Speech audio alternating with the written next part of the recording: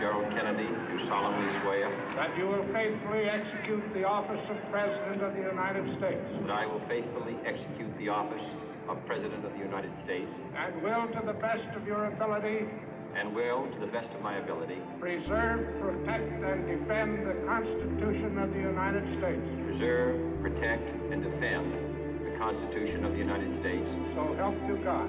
So help me God.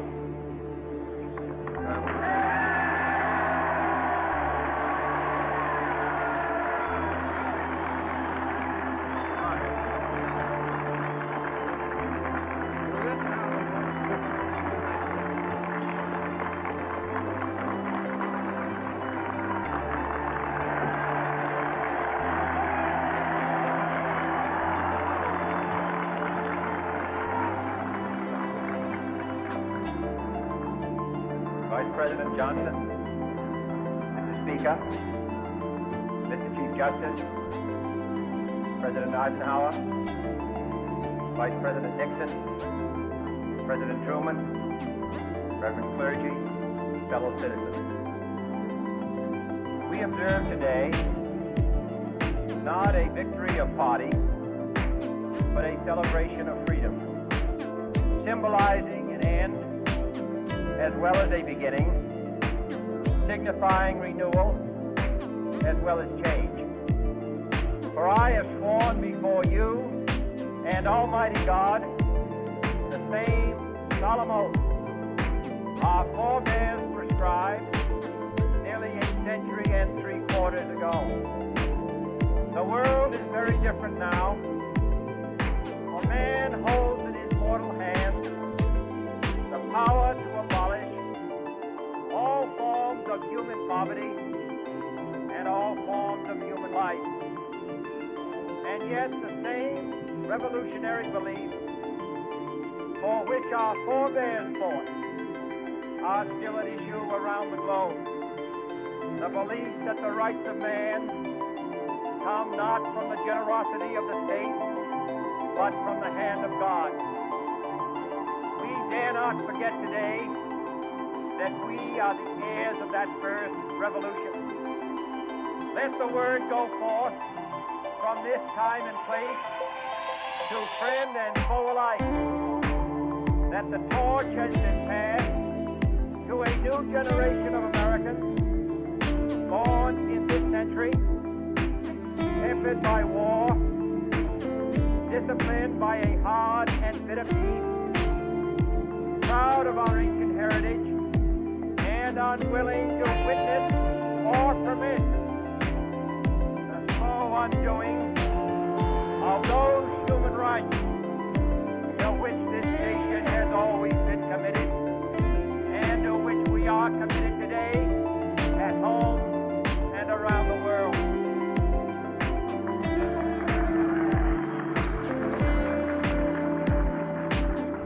Let every nation know, whether it wishes us well or ill, that we shall pay any price, bear any burden, meet any hardship, support any friend, oppose any foe, to ensure the survival and the success of liberty.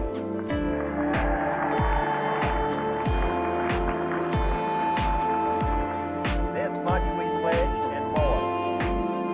To those old allies whose cultural and spiritual origins we share, we pledge the loyalty of faithful friends. United, there is little we cannot do in a host of cooperative ventures.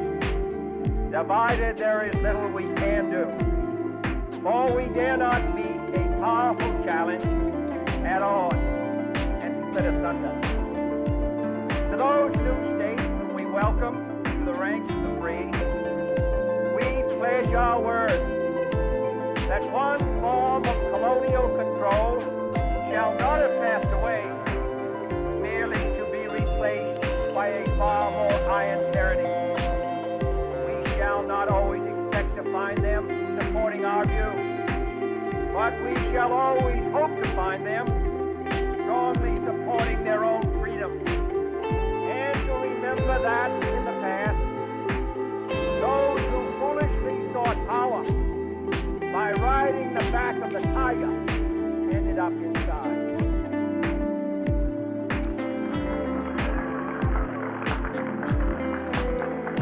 To those people in the huts and villages of half the globe, struggling to break the bonds of mass misery, we pledge our best efforts to help them help themselves.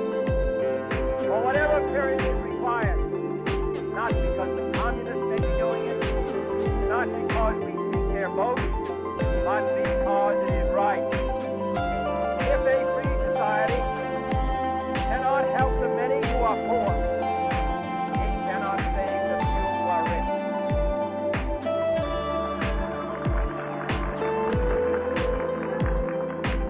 To our sister republic, south of our border, we offer a special pledge to convert our good words into good deeds, in a new alliance for progress, to assist free men and free government in casting off the chains of poverty.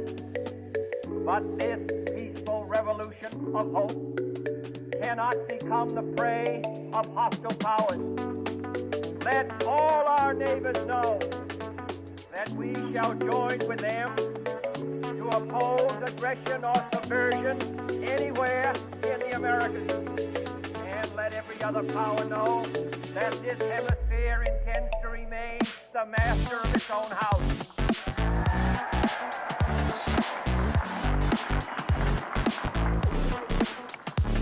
To that World Assembly of Sovereign States, the United Nations, our last best hope, in an age where the instruments of war have far outpaced the instruments of peace, we renew our pledge to support, to prevent it from becoming merely a forum for invective, to strengthen its shield of the new and the weak, and to enlarge the area in which its grit may run.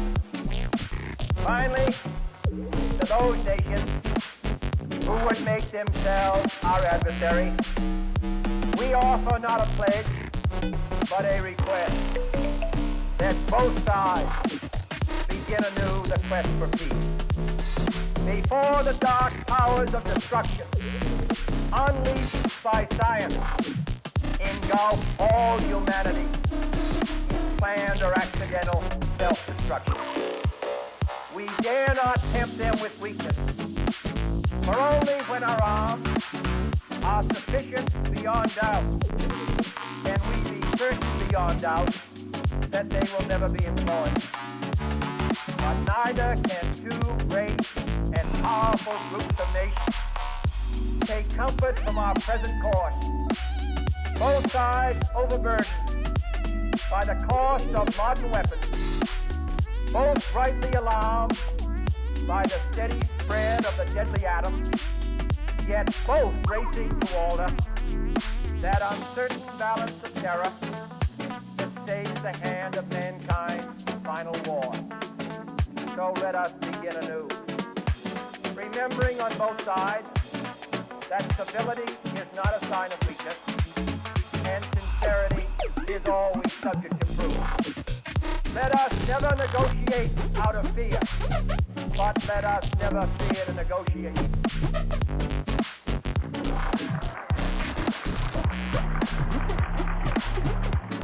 Let both sides explore what problems unite us, instead of belaboring those problems which divide us. Let both sides, for the first time, formulate serious and precise proposals for the inspection and control of arms, and bring the absolute power to destroy other nations under the absolute control of all nations.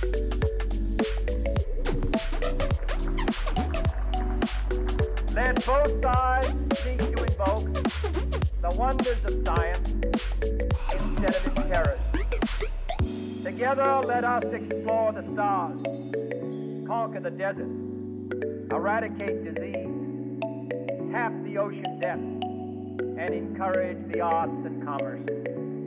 Let both sides unite to heed in all corners of the earth the command of Isaiah to undo the heavy burden and let the oppressed go free. And if a beachhead of cooperation may push back the jungle of suspicion, let both sides join in creating a new endeavor. Not a new balance of power, but a new world of law, where the strong are just and the weak secure and the peace preserved. All this will not be finished in the first 100 days, nor will it be finished in the first 1,000 days, nor in the life of this administration, nor even perhaps in our lifetime on this planet. But let us begin.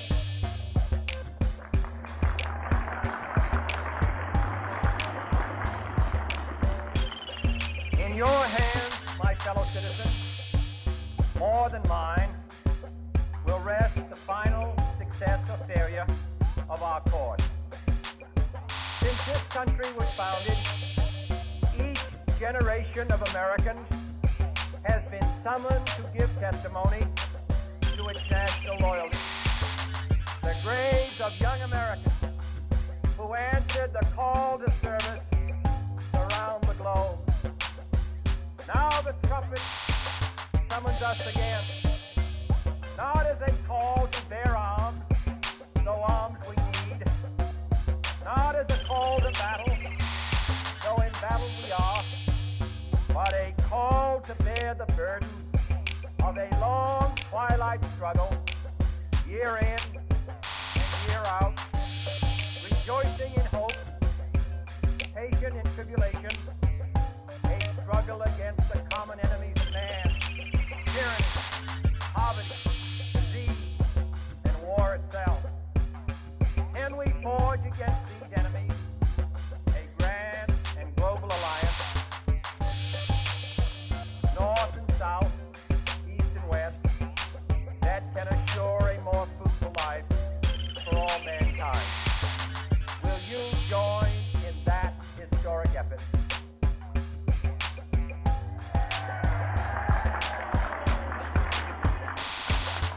In the long history of the world, only a few generations have been granted the role of defending freedom in its hour of maximum danger. I do not shrink from this responsibility. I welcome it.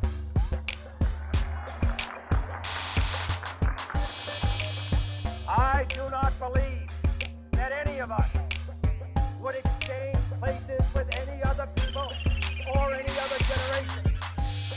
The energy, the faith, the devotion which we bring to this endeavor will light our country and all who serve it. And the glow from that fire can truly light the world. And so, my fellow Americans, ask not what your country can do for you, ask what you can do for your country.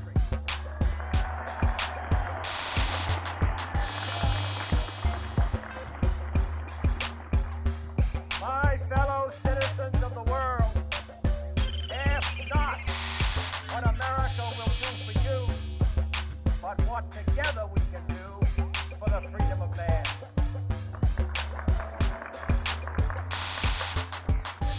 Finally, whether you are citizens of America or citizens of the world, ask of us here the same high standard of strength and sacrifice which we ask of you.